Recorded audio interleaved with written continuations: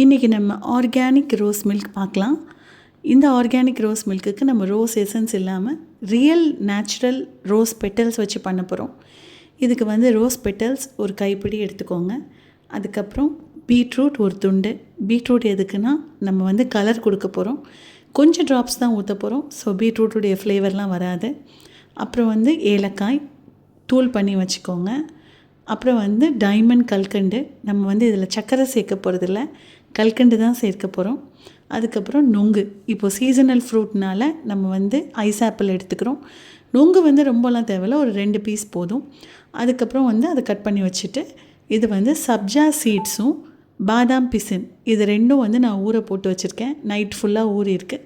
நமக்கு எவ்வளோ தேவையோ அதை வந்து நம்ம வந்து யூஸ் பண்ணிக்கலாம். இந்த மாதிரி தேவையான இன்க்ரீடியன்ட்ஸ் எல்லாமே ரெடி பண்ணி வச்சுட்டு இப்போ நம்ம வந்து செய்முறைக்கு போகலாமா? முதல்ல வந்து ரோஸ் பெட்டல்ஸ் எல்லாத்தையும் கொஞ்சோண்டு தண்ணி சேர்த்து நம்ம மிக்ஸி ஜாரில் அடிச்சுக்கலாம். இது வந்து எல்லா ரோஸஸுமே இப்போ கிடைக்கும். பட் இது வந்து எடிபிள் ரோஸ் நம்ம வாங்கியிருக்கேன்.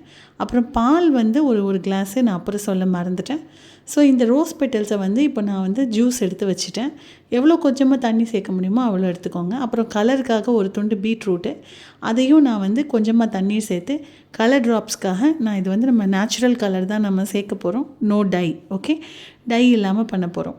இப்போது கல்கண்டை வந்து நம்ம வந்து தூள் பண்ணி வச்சுக்கலாம். கல்கண்டு வந்து அப்படியே கரையும், பட் டைம் எடுக்கும். அப்படிங்கிறனால நான் தூள் பண்ணிட்டேன். இப்போ எல்லா திங்ஸும் வந்து நம்ம ரெடி பண்ணிட்டோம். வாங்க நம்ம இப்போ வந்து எல்லாத்தையும் மிக்சிங் பண்ணுறதுக்கு போகலாம். ஒரு பவுல் எடுத்துக்கோங்க.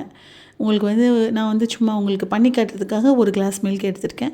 இப்போ நான் பண்ணின வந்து 2 to 3 கிளாஸ் பாலுக்கு எடுத்துக்கலாம். வந்து ரோஸ் எசன்ஸ் மட்டும் நம்ம சிரப் வந்து நம்ம கூட எடுத்துக்கணும். ஒரு கிளாஸுக்கு வந்து நம்மளுக்கு எப்படியும் ஒரு கைப்பொடி ரோஸ் தேவைப்படும். இது வந்து பன்னீர் ரோஜா எடுத்திருக்கேன்.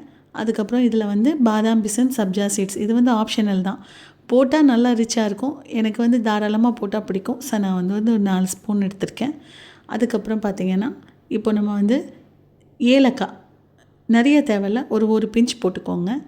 இது ஃப்ளேவருக்காக தான். அப்புறம் சர்க்கரை, நம்ம வந்து பொடி பண்ணின கல்கண்டு அதை நம்ம சேர்த்துக்கலாம். உங்களுக்கு வேணும்னா நீங்கள் ப்ரௌன் சுகர் யூஸ் பண்ணிக்கலாம், வெல்லம் யூஸ் பண்ணிக்கலாம். பட் வந்து உங்களுக்கு கலர் வேறு மாதிரி ஆகிடும் இல்லையா, அதனால தான் நான் கல்கண்டு எடுத்திருக்கேன். அப்புறம் ஆஸ் யூஷுவல் நுங்கு ஏற்கனவே கட் பண்ணி வச்சுருக்கேன். ஸோ கட் பண்ணதை நீங்கள் வந்து அதில் சேர்த்துக்கிடுங்க. இப்போ நம்ம பவுடராக சேர்த்ததுனால நம்மளுக்கு வந்து கல்கண்டு ஈஸியாக கரைஞ்சிரும். இப்போ எல்லாமே நம்ம சேர்த்துட்டோம், ஆனால் கலர் மட்டும் நமக்கு வரல. ஏன்னா ரோஸில் உள்ள கலர் வந்து நமக்கு கிடைக்கல. அதனால தான் இப்போ நம்ம வந்து பீட்ரூட்டை வந்து யூஸ் பண்ண போகிறோம். லைட்டாக குடிச்சு பார்த்தேன், சர்க்கரை எனக்கு போதும். ஸோ இப்போ நம்ம வந்து பீட்ரூட் கலர் சேர்க்கும் போது நம்ம வந்து யோசிக்கவே வேணாம், பீட்ரூட் கலர் வந்து இதில் சேர்க்குறமே பீட்ரூட் வாசனை வந்துடுமா அப்படின்னு. வராது, கலர் மட்டும்தான் வரும். ஏன்னா நம்ம கொஞ்சமாக தான் சேர்க்குறோம். கலரை பார்த்திங்களா, ஒரு சூப்பரான ஒரு ரோஸ் மில்க் கலரு அப்படியே அட்டகாசமாக கிடைக்கிது. இது வந்து யாருக்குமே தெரியாது. எல்லாருமே நம்ம வந்து ஆர்டிஃபிஷியல் ஃப்ளேவர், ஆர்டிஃபிஷியல் கலர் தான் யூஸ் பண்ணோன்னு நினைப்பாங்க. அந்தளவுக்கு எக்ஸாக்டாக சூப்பரான ஒரு சம்மருக்கு ஆர்கானிக் ரோஸ் மில்க் தயாராகிடுச்சு. ட்ரை பண்ணி பாருங்கள். எந்த ஒரு கெமிக்கலும் இல்லாத ரோஸ் மில்க் கண்டிப்பாக ட்ரை பண்ணுங்கள். இப்போ நம்ம பார்க்குறது பதநீரும் இளநீரையும் சேர்த்து ஒரு சூப்பரான ஒரு ட்ரிங்க்குங்க. இதுக்கு என்னெல்லாம் தேவைன்னு சொல்லி பார்க்கலாம் வாங்க. இது வந்து சீசனலாக கிடைக்கிறதுனால பதநீர், இளநீர், நொங்கு வச்சுருக்கேன், மாம்பழம், என்ன மாம்பழம் வேணாலும் எடுத்துக்கோங்க.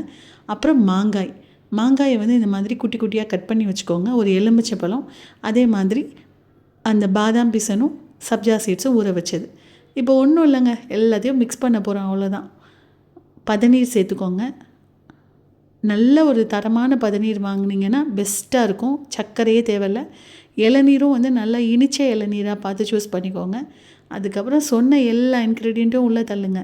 நுங்கு, அதுக்கப்புறம் பாதாம் பிசன், சப்ஜா சீட்ஸு இது போட்டிங்கன்னா பார்க்குறதுக்கும் அட்டகாசமாக இருக்கும். குடிக்கும்போது உங்களுக்கு ஒரு ஸ்பெஷல் ஃப்ளேவர் கொடுக்கும். ரெண்டாவது வந்து என்னென்னா, இந்த வெயிலுக்கு வந்து ரொம்ப நல்லது. நம்ம உடம்பு குளிர்ச்சியாக இருக்கும். மாம்பழம் வந்து சீசனல் ஃப்ரூட் இல்லையா? ஸோ கண்டிப்பாக மாம்பழம் சேர்க்கும்போது அந்த பதநீரோடைய லெவலே வேறு லெவலுக்கு ஆயிரும். யாருக்குமே கண்டுபிடிக்கவே முடியாது இதில் பதநீரும் இளநீரும் சேர்த்துருக்கோம் அப்படின்னு சொல்லி. இதில் வந்து மாம்பழத்துடைய இனிப்பு, பதநீரோட இனிப்பு, அப்புறம் இளநீரோட இனிப்பு எல்லாமே சேர்த்து நம்மளுக்கு வந்து எக்ஸ்ட்ராவாக நம்ம வந்து சர்க்கரையோ எதுவுமே நம்ம வந்து சேர்க்க தேவையில்லை. மாம்பழத்தை வந்து நம்ம அதில் போட்டு நம்ம கையால் பிசைஞ்சோன்னா அது வந்து நல்லா சேரும். ஸோ சும்மா கட் பண்ணி போடுறத விட நீங்கள் கையால் மிக்ஸி போட்டுறாதீங்க. மிக்சியில் போட்டிங்கன்னா அது வேறு மாதிரி நல்லா இருக்காது. அப்புறம் மாங்காய் வந்து ஆப்ஷனல் தான். பட் போட்டு குடிச்சு பாருங்கள் அந்த லெவல் எப்படி இருக்குன்னு. அதுக்கப்புறம் வந்து உங்களுக்கு ஜாக் ஃப்ரூட் பலாப்பழம் கிடைச்சா அது கூட நீங்கள் சேர்த்துக்கலாம். அதுவும் வந்து ஒரு பெஸ்ட் ஆப்ஷன் தான்.